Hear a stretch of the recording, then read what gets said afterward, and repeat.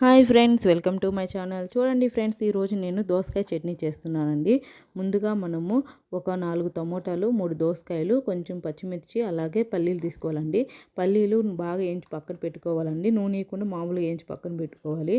అవి చూడండి ఇట్లా చేతితో నలిపితే ఆ పొట్టు ఊడిపోవాలండి. ఇప్పుడు అదే బాండీలో ఆయిల్ పోసుకొని ఆయిల్ హీట్ అయ్యాక పచ్చిమిర్చి, టమోటాలు వేగనివ్వాలండి.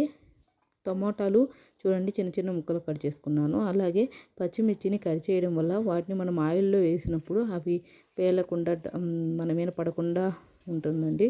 చూడండి ఇలా వేసాను. టమోటాలు కొన్ని వేసుకున్నాను ఎందుకంటే దోసకాయలు ఉన్నాయి కాబట్టి. చూడండి బాగా వేగిపోయాయి.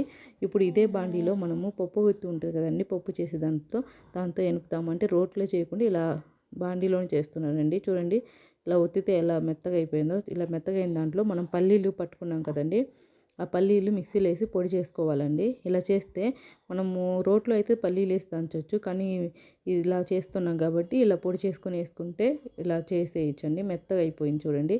ఇప్పుడు దీంట్లో ఒక నిమ్మకాయ సైజులో చింత తొక్కండి. ఈ చింతొక్కేసి బాగా దంచాలండి. మొత్తం కలిసేటట్టు చేయాలి.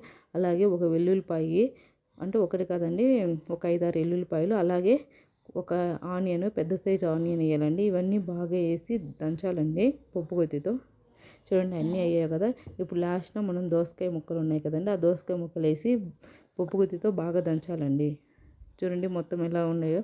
ఇప్పుడు వీటిని బాగా మిక్స్ చేసి దాంట్లో లాస్ట్న సాల్ట్ వేసానండి. ఎందుకంటే నేను ఫస్ట్ సాల్ట్ వేస్తే తక్కువది ఎక్కువది లాస్ట్ని వేసుకొని దంచుకొని చూసుకొని వేసుకోవచ్చు. అందుకే దోసకాయ పచ్చడి రెడీ అయిపోయింది. అంతే. ఈ వీడియో మీకు నచ్చితే లైక్, షేర్, సబ్స్క్రైబ్ చేసుకోండి. బాయ్.